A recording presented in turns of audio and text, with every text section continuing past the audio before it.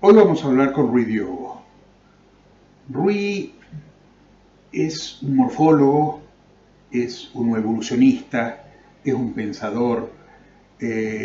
Sus áreas de trabajo son múltiples y sus opiniones siempre son interesantes, porque tiene un pensamiento lateral, una forma de ver cada uno de los problemas de una manera distinta. Por eso creo que es muy interesante que participe aquí. Gracias, Rui, por tu tiempo.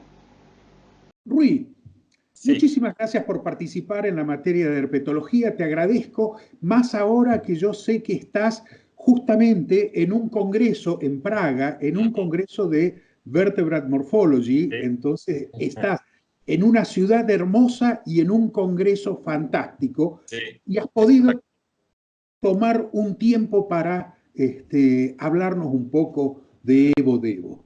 sí. Eh, Así que quería preguntarte, Rui, Ujú. primero, ¿qué es EvoDevo? Esto de Evolution and Development. ¿De qué se trata? ¿Es un nuevo paradigma? ¿Es una nueva ciencia? ¿Es algo ya conocido? ¿Es Haeckel remodernizado o es algo nuevo? Sí, muchas gracias por invitarme. Y sí, es curioso que aquí en Praga, donde estamos, en Praga, en el ICBM de morfología, es curioso porque, uno, es el mayor meeting de siempre de ICBM, que muestra que la morfología es un poco la bella renaciente, bella durmiente que ahora está renaciendo, como decía Abdallah. Y precisamente ha sido el Ivo Divo que ha hecho un poco el renacimiento de la morfología. La gente que hace Ivo Divo tiene que comparar, digamos, los músculos de un ratón con los músculos de un pez. Y ahí se pierde porque se ha perdido la anatomía comparada y ahora necesitan de gente que les vuelve ahora a conectar. Y también en el ICBM, aquí, ha habido 6 sesiones de Ivo Divo para que veas cómo está mezclado hoy la morfología con el Ivo Divo. Impresionante. Bueno, como dices tú, la Ivo Divo empezó hace mucho tiempo. La verdad, la Ivo Divo era hecha por gente como Haeckel, etcétera, ¿no? Lo que pasa es que el neodarwinismo acabó un poco con esa relación entre el Divo y el Ivo. Empezó a hacer más la genética de populaciones, etcétera. No era muy bien visto ese tipo de... Porque también era visto como algo de los románticos alemanes, como Haeckel, que era todo muy bla, bla, bla, pero sin testar. No era bien el reduccionismo que se quería ver en la ciencia de los genes, de los átomos, todo eso, ¿no? Y entonces ha sido un poco descartado. Y Stephen Jay Gould después volvió a empezar a conectar con ese libro Ontogenia y Filogenia, precisamente, ¿no? En que empezó el Ivo Divo de nuevo, Albert, etcétera, y ahí volvió un poco el Ivo Divo. Hoy el Ivo Divo apareció ahí, pero no era, como dices tú, no es tan reciente como eso, ¿no? EvoDevo Ujú. está relacionando Evolution and Development. Sí, Pero también ahora, últimamente, estamos haciendo eco-evolutivo, o sí. sea, también relacionando la ecología. Y particularmente tú estás haciendo behavior, o sea, eco-evolutivo. A Ujú, medida que vamos aumentando dimensiones, llegamos a biología. ujú. O sea, estamos integrando en un solo paradigma todas las dimensiones posibles, ecología, comportamiento, desarrollo. ¿Es así? Es así, tienes toda la razón, pero hay una pequeña diferencia, es que el Ivo Divo permitió reestructurar el pensamiento, acabar un poco con el neodarwinismo más estricto, y ahí sí se va uniendo la ecología, el behavior, pero de una manera muy diferente. Lo Ah, que el Ivo Divo, sobre todo con Stephen Jay Gould y con Per Albrecht, lo que Ivo Divo consiguió hacer, no totalmente, porque mucha gente continúa siendo adaptacionista o más neodarwinista, pero consiguió hacer un gran cambio que mucha gente hoy por hoy ya no ve la evolución como la veían antes. Y entonces sí, ahora podemos añadir otra vez todo como un poco biológico, como tú dices, pero ya es otro framework. Porque es muy ujú. interesante, como tú dices, evolutivo. Hoy en día hay una nueva teoría de evolución, ¿no? No es nueva, es extended, ¿no? La Extended Evolutionary Synthesis. La otra, ¿no? La neodarwinista era la Evolutionary Synthesis, ¿no? Hoy es la Extended, precisamente ¿por qué? Porque es extendida, es más amplia, porque estamos volviendo a un holismo como que ve todo más unido. Cuando la gente me pregunta, ¿qué es el IIS? Porque el simposio que hemos dado aquí es como el IIS afecta a la morfología, porque los morfólogos no están muy aún, porque a ver, es difícil cuando ves, imagina para los réptiles, cuando descubres un fósil, que solo tienes los huesos, es difícil de no querer asumir que sabes el comportamiento por la forma, pero, pero los nuevos datos muestran que ni siempre la forma te puede decir el comportamiento. Tú puedes ser un comportamiento diferente con la misma forma, ¿no? Yo siempre doy el ejemplo de las ardillas. Tienen una forma solo, ¿no? Pero ¿cuál es su locomoción? Ellos pueden estar en los árboles, pueden ser bípedes cuando están comiendo, pueden estar en la carretera, pueden saltar. O sea, ¿cuál es el comportamiento? ¿Cómo puede asumir un comportamiento con una forma, ¿no? Y eso es como cambió, ¿sabes? Eso se vuelve a unir todo, pero ya es muy diferente. Lo curioso es que la Ivo-Divo, que es la que quebró el neodarwinismo en ese sentido, la Ivo-Divo está volviendo a ser un poco ahora más neodarwinista. O sea, ¿por qué? Porque está quedando más genético otra vez. Yo no he hecho la crítica where is Divo, que es que cada vez más es casi como un gino Divo. Y el gino te vuelve otra vez al reduccionismo. Es increíble que en el Divo, de todas las veces que desde ese simposio, yo de ese simposio en 4 meetings ya, el mismo simposio. Que es decir, ¿cómo puede la IIS cambiar la Divo o cambiar la morfología?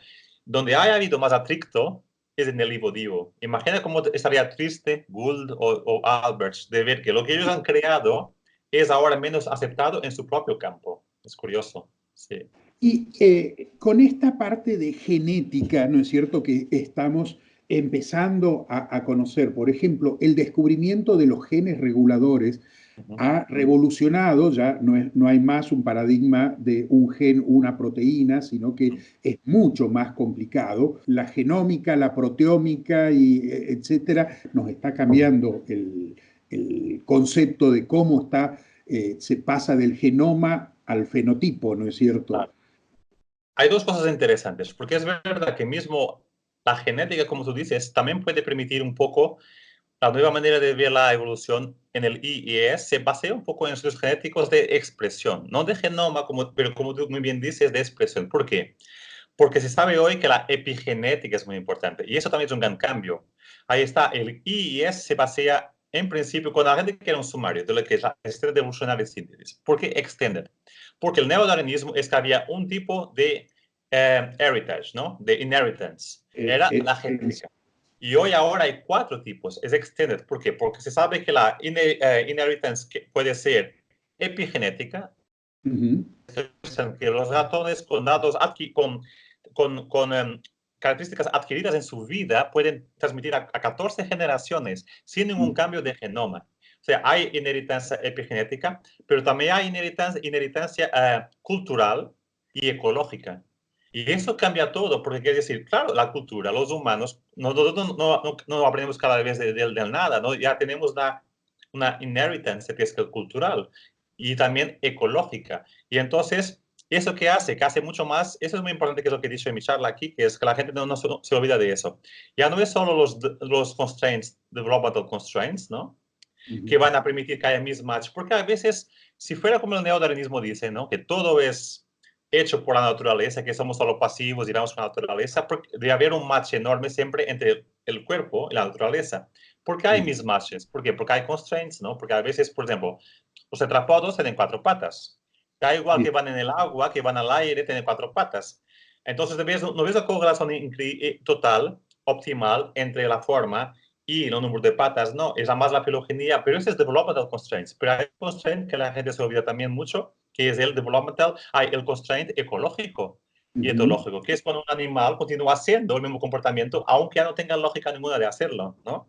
Yo doy siempre el ejemplo del panda, que continúa comiendo el bambú, ya casi no hay bambú, pero es muy difícil para un panda ahora de repente empezar a comer algo nuevo. Hay animales que consiguen y cambian, como el humano, que es omnívoro, y venimos de animales que eran frutívoros, conseguimos cambiar, pero muchos animales ya están en un dead ending, ¿no? Ya no consiguen cambiar el comportamiento, ya hay un mismatch entre la ecología, ya no hay bambú, y la morfología, que es continúa a comer bambú y el comportamiento también, ¿no? Y eso explica eso también un poco, ¿no? Y, Y tú has hablado de la homología para sí, acabar. Tienes mucha razón que el uso de la expresión genética cambió la homología, porque la homología es visto de manera diferente, pero esa es una confusión que hay conceptual, que es muy importante para los alumnos que estarán viendo esto. bien. Lo que pasa es que la gente que hace precisamente la Gino-Ivo, la gente que ahora solo hace genes, se olvidan de las definiciones, porque no hay ningún problema con la definición.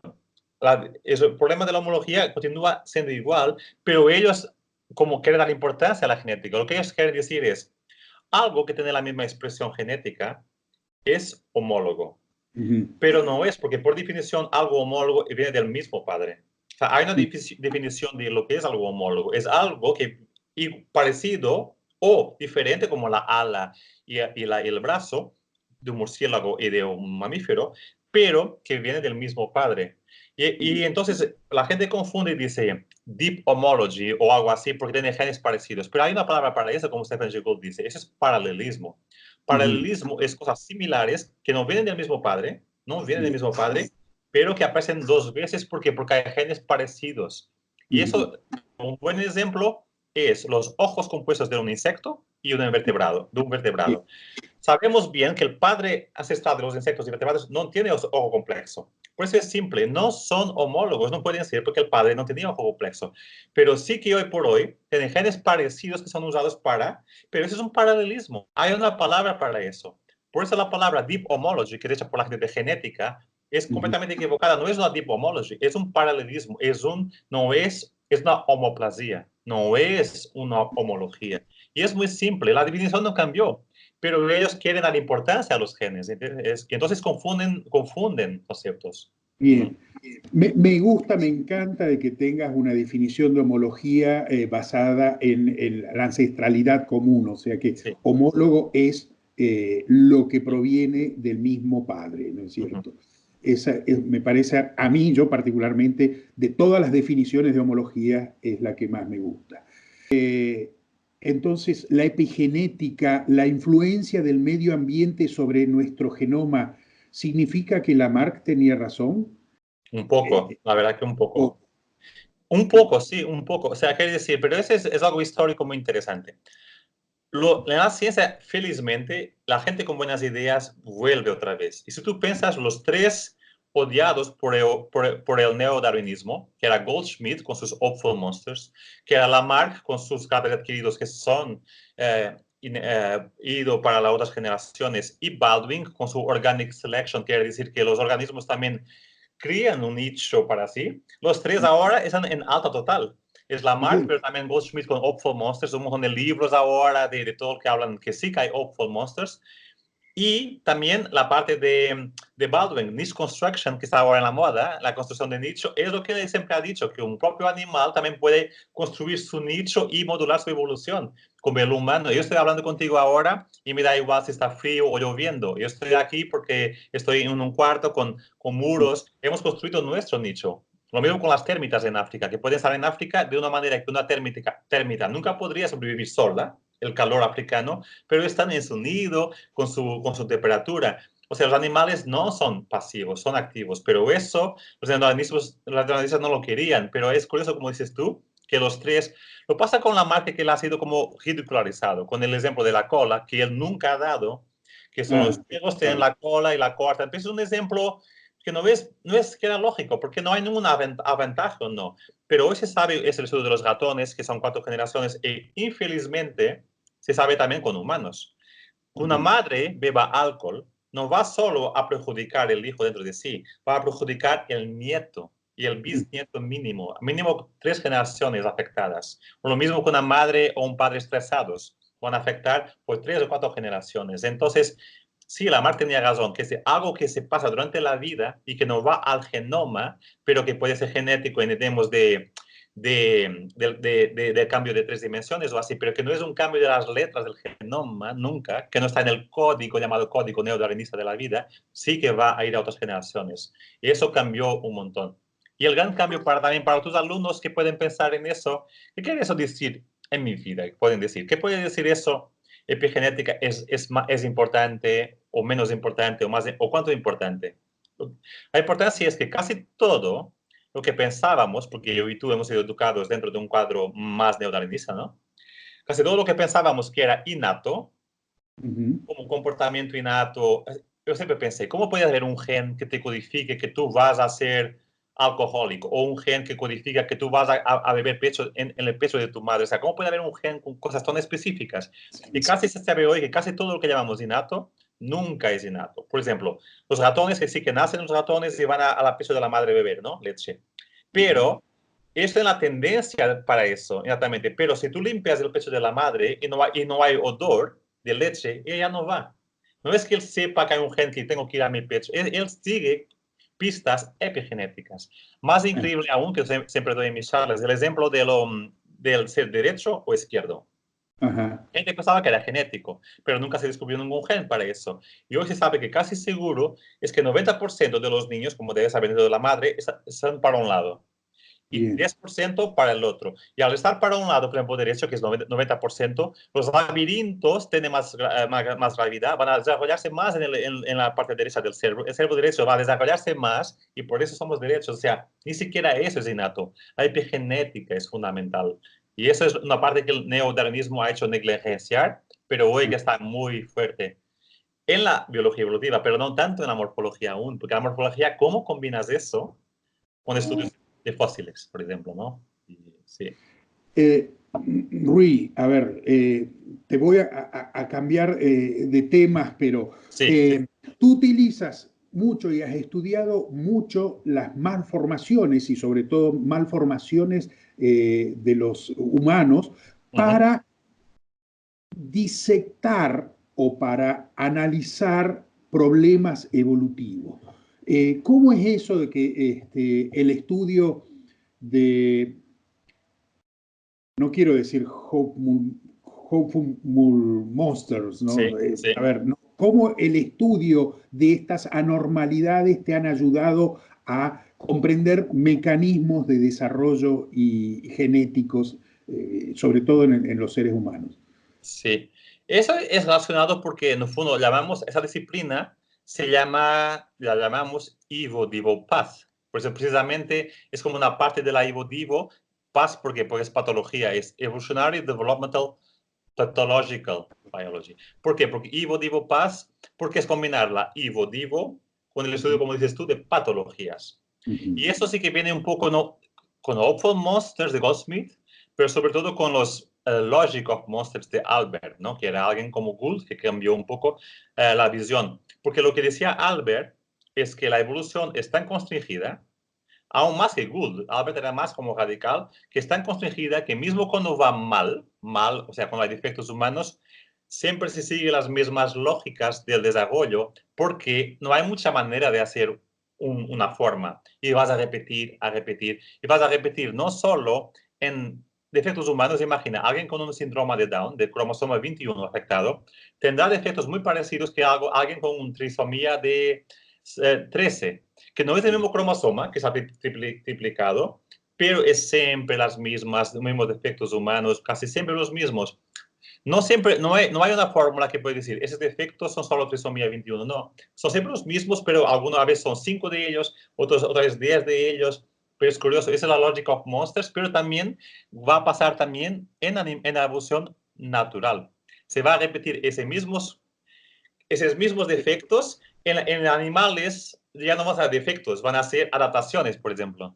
Esa es la Claro. Logic of Monsters. Y nosotros vemos eso. Realmente, una cosa que podemos decir que confirmamos con el estudio de muchos animales y también de humanos con patología, es que sí que hay como una Logic of Monsters. Es siempre el mismo patrón, siempre O, s- repitiendo, o repitiendo. sea que al ver estas anomalías, lo que estás viendo es viendo cuáles son los constraints posibles, porque Sí, pueden ir hasta aquí o hasta aquí, pero sí, no pueden ir hacia otro lado. O sea, las sí, cuatro patas es un constraint, o sea, pueden tener un miembro supernumerario, pero no puede ser un cien pies, claro. nunca, porque hay un constraint. Sí, y una Entonces, estas mano. anomalías te permiten Claro, y hay una mano investigar. y la mano tiene dedos. Y después, ¿qué puede pasar? Puedes perder un dedo o ganar un dedo. O sea, no hay mucho más que puede pasar. Es que no hay tantas hipótesis de hacer cosas tan diferentes, ¿no? Una patología humana, a veces que hay animales que hay humanos con patologías que tienen un extra stump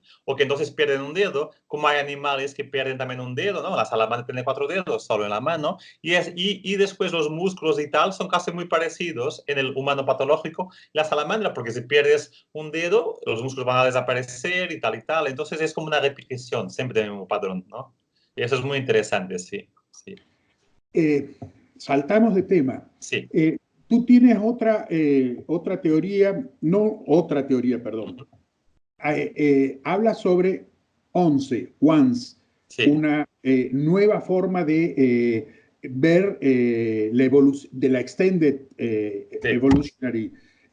¿Cómo es sintéticamente, cuál es la propuesta novedosa de once?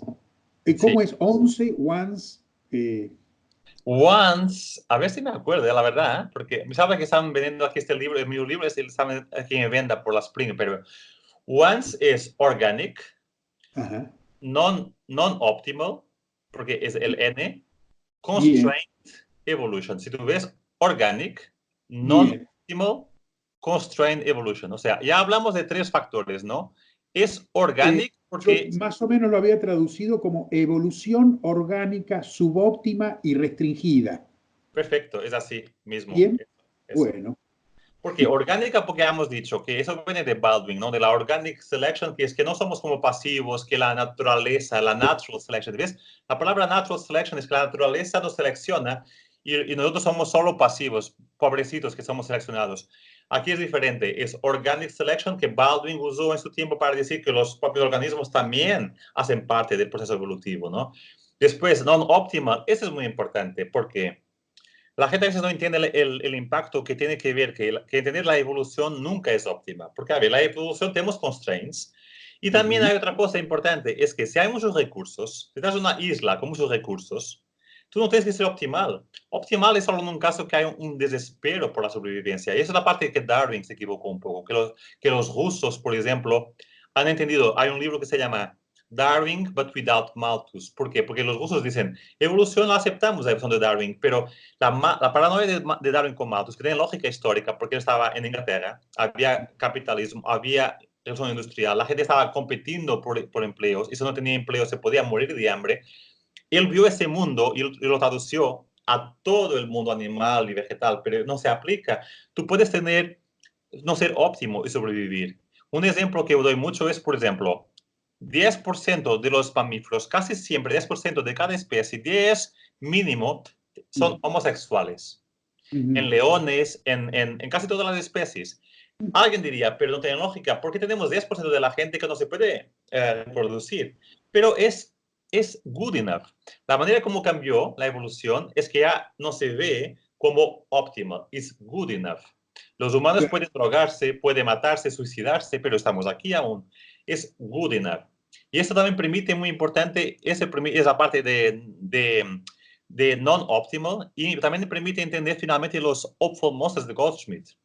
Ahora Ujú. entiendes el impacto mental de eso, porque es así. Antiguamente los neodarwinistas decían, no puede haber hopeful monsters porque si hay una macromutación, el nuevo organismo no es óptimo y entonces no Claro. va a sobrevivir y no hay manera, ¿no?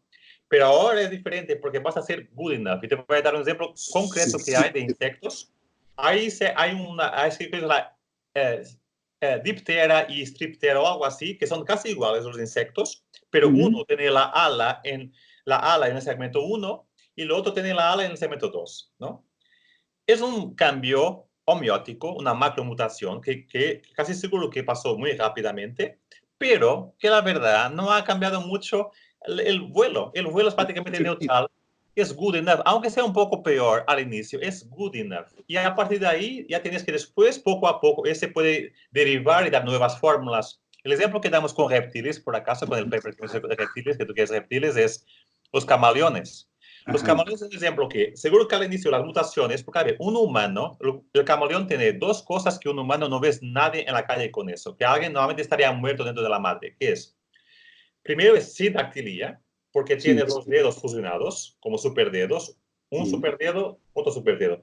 Y también es zigodactilia, que es que se puede oponer, que es casi imposible en un humano. Son dos defectos que un ser humano casi no ves nunca en la calle. No muere por eso, pero muere porque eso es un desequilibrio en el desarrollo.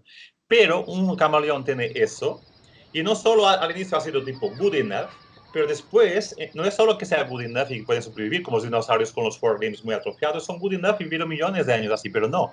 El camaleón es un paso más, es que lo aprovechan, ese defecto, para ser súper buenos en los árboles y tener una especiación enorme. O sea, ese es un awful monster, claramente. Y existe, y es una prueba porque existe. ¿No? Pero... Pero también en la evolución tuvo que ser en algún momento good enough y no óptimo, porque si no, no podría haber aparecido. precisamente, precisamente. Gans decía, la evolución no selecciona eh, lo óptimo, sino lo suficientemente óptimo, ¿no es cierto? Decía eso, Y claro. Oye, mira, voy a escribirlo porque no sabía. Eso sí, es no va hacia la eficiencia, sino hacia la suficiencia. O sea, no es que sobrevive el más apto, sino el suficientemente apto. Y eso permite la existencia de los subóptimos, y los subóptimos permiten la variación, ¿no es cierto? Porque si no, no podría haber y variación. no, eran todos animales súper especializados y no había dead endings, eran todos pandas. No, precisamente, Y, el subóptimo permite que estés en un nivel más generalizado, como la ardilla que puede hacer 4 o 5 locomociones subóptimamente. No es la mejor para bípede, no es la mejor, pero hace todo eso la ardilla y permite que después si hay un cambio natural, ella puede cambiar también. Subóptimo, si tú piensas, tiene mucha más lógica, la verdad. Sí. y- y realmente fue interesante que Gans lo plantease, porque Gans tenía una formación de ingeniero, y los Sí. ingenieros buscan la Sí. optimalidad, ¿no es Uh -huh. cierto? Y él hacía la cuestión, no busquemos la optimalidad, busquemos la suficiencia Pero en vez. ¿sabes por qué? Porque un ingeniero que estudiara la anatomía de un animal, como el humano, escribí un libro sobre anatomía humana y cómo se debe enseñar en la universidad anatomía humana, ¿no? Que precisamente como nosotros enseñamos es que el humano no es óptimo. Primero, si Ujú. fuera óptimo, no tenían empleo los médicos, ¿no? Sí, Seríamos perfectos. perfecto. Y segundo, yo creo que probablemente porque Gans, cuando ves un animal, tú ves que si fuera un ingeniero no lo haría así. Siempre doy Ujú. el ejemplo, ¿no? Los humanos, esos músculos aquí, que son como dorsales o posteriores, ¿no? Aquí en el hombro, los nervios vienen de aquí, de esta parte, son ventral rami. Tienen que venir de aquí por maneras súper raras para venir a enervar aquí. Y todas las enfermedades que hay, como se llama en español, los problemas físicos que tienen los tenistas, los de béisbol, Ajá, son siempre, siempre en los nervios que van que no tienen ajá. lógica, que tienen que ir de aquí para aquí, o por la axila, o por aquí, que es súper fácil de quebrarlos. O sea, lo que no Porque tiene lógica es lo que te va a causar problemas. Y tú, bien, o Gans, sea, un ingeniero lo hubiese diseñado distinto, claro, pero los constraints evolutivos hicieron que los músculos tengan que pasar por ahí por una cuestión filogenética, porque etc. Constraints. el músculo de inervación es casi incambiable en la evolución. Casi Claro. nunca un músculo cambia de inervación. Entonces, esos músculos eran mentales en los peces y han migrado para aquí, por alguna razón tal vez útil, para aquí, pero los nervios tienen que ir con ellos. Tú no puedes de repente decir, ok, ahora tengo nervios dorsales y no hay ya eso. Es muy difícil. Por eso es un constraint, claramente, ¿no? Sí. La transmisión horizontal de genes está complicando muchísimo. Es mucho más común de lo que pensábamos que era. Y eso no solo nos complica los conceptos de homología, nos complica la forma de descubrir la homología por ancestralidad común, que me encanta esa definición, pero la transmisión horizontal de genes está violando justamente la ancestralidad común. Sí, es verdad. Eh, se está considerando la acción, el efecto de la transmisión horizontal de genes, o es algo que lo estamos dejando a un costado por el momento. Yo creo que es tal vez un poco como la física cuántica, la física de Newton, ¿no? Es decir, la física cuántica es de incerteza y todo, pero en el mundo que vivimos macroscópico no es muy relevante. Y creo que la gente quiere minimizar la transmisión horizontal porque es tan compleja y viola tanto, tanto todo lo que hemos aprendido, que creo que en general la gente lo está olvidando. También es porque dicen, oh, eso es más en bacterias o en virus. No se pasa casi nunca a nivel de mamíferos, por ejemplo, ¿no? En que puedes haber una transmisión, digo, entre dos animales, dos mamíferos diferentes o así. Entonces, yo creo que la gente minimiza, pero estoy seguro que es mucho más importante porque, si tú piensas, hay un paradoxo muy grande en la filogenia. Nosotros vemos siempre como bifurcación, ¿no? En los árboles. Pero, si tú piensas, yo vengo de mi madre y de mi padre. Es al contrario. La bifurcación, sí, Es una y ahí fusión. se produce una reticulación. Como tenemos una árbol filogenética que siempre tiene que ser de bifurcación, cuando la verdad, los organismos sexuales vienen de una fusión, no de una bifurcación. Pero tú nunca puedes ver en un árbol filogenético una fusión, ¿no? Pero mi madre y mi padre ha sido una fusión. Y eso es complicado, la verdad. Yo creo que la evolución reticulada, justamente, hay especies que están separadas durante cierto tiempo y luego vuelven a juntarse, y la transmisión horizontal de genes que no solo hace un retículo, sino saltos, es mucho más complicada y se nos hace más complicada para estudiarla. Sí. Y hay un caso ahora muy conocido también en humanos, ¿no? Que nos separamos de los neandertales hace 500.000 años, pero se sabe que después de eso, cuando llegamos a la península ibérica, volvemos a cruzarnos y tenemos 3% de nuestro genoma viene de ellos. Y ahí es homólogo o no es homólogo, porque viene reticulado, no viene de, ¿sabes? Bueno, pero eso ya va a ser la confusión total en el futuro. Sí. Bueno, ¿y cuánto se estudia de Evo-Devo en los reptiles? Vos has estudiado, por ejemplo, los camaleones. Es un Sí. ejemplo de un estudio de Evo-Devo aplicado a los reptiles. Un ejemplo muy conocido es lo que ha hecho Vargas, ¿sabes? Alexander Vargas de Chile. Ajá, sí. Que también es completamente Evo-Devo, porque con pájaros, con galinas, etcétera, con aves, es decir, aves, él ha visto que, por ejemplo, al contrario, más una vez que hay un gen, ¿sabes que bueno, primero hay que introducir, ¿no? Las aves, muchas de ellas, como la galina, en las patas posteriores, ¿no? Que caminan, tienen un dedo que está contra los otros dedos todos, ¿no? La mano es así y hay un dedo que está aquí, ¿no? Anisodactilia.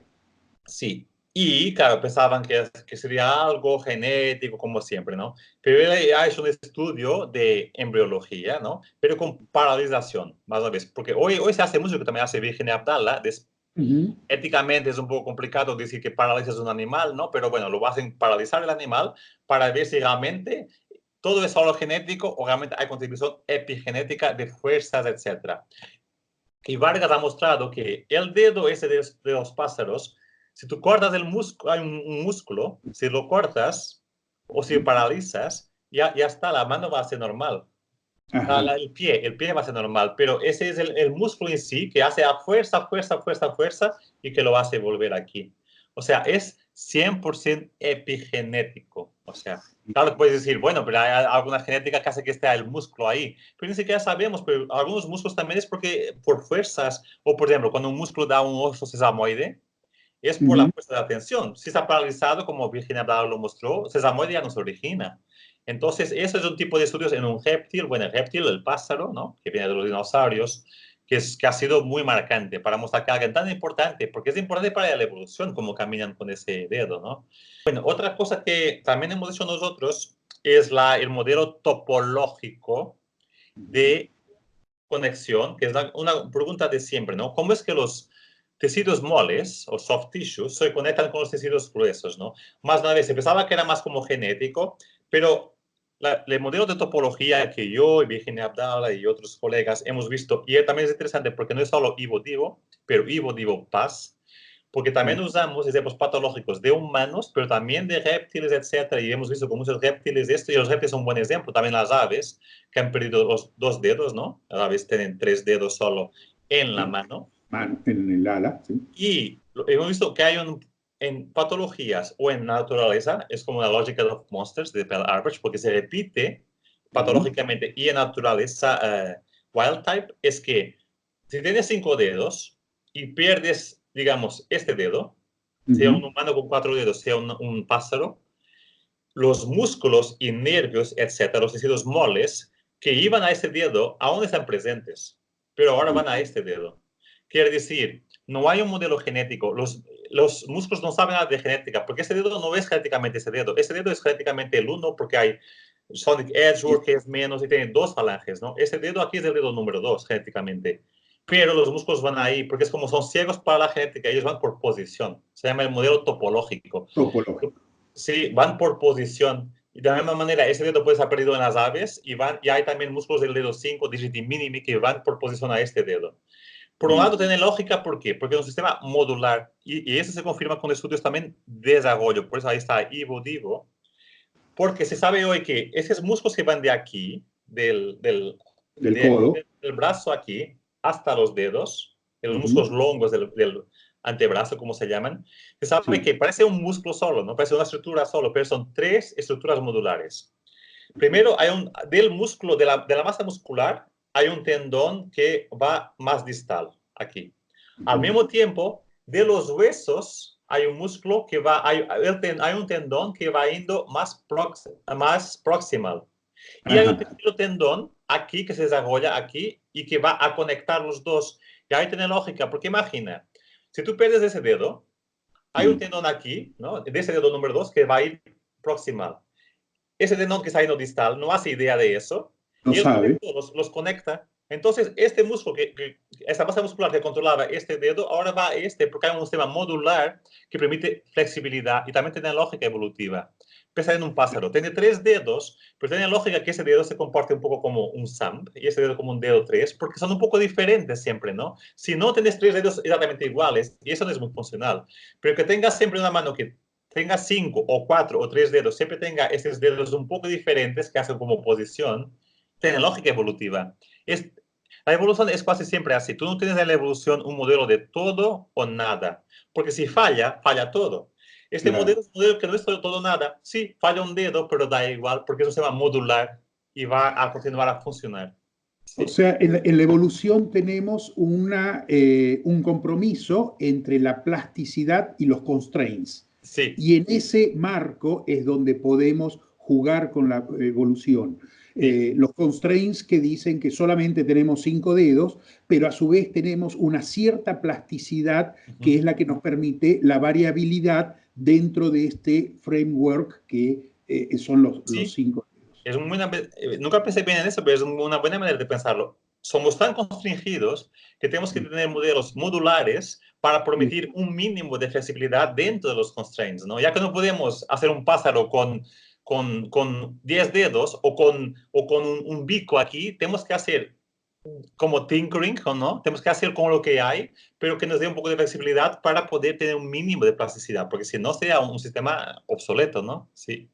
Entonces, esta modularidad que tanto la empezó, por ejemplo, Carroll, ¿no es cierto?, en su idea del Evo-Devo, de estos módulos, nos permiten jugar intercambiando estos grandes módulos, ¿no es cierto?, y hacer las macro evoluciones, no solo la microevolución, sino los grandes saltos evolutivos, cambiando el orden o modificando los módulos independientemente. Toda la vida es modular.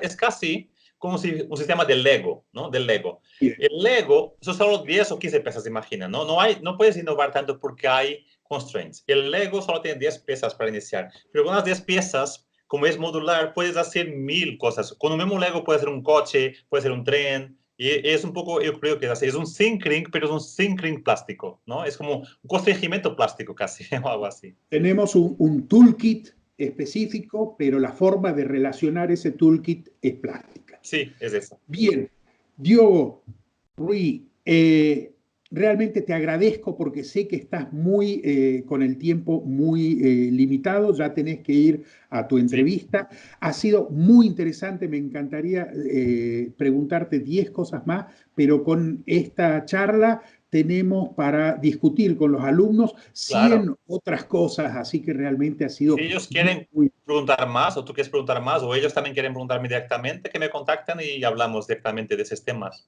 Perfecto. Mucho gusto siempre. Muchas gracias. Un abrazo, Rui, y muchísimas gracias por tu tiempo. Gracias a ti por invitarme. Muchas gracias. Bueno.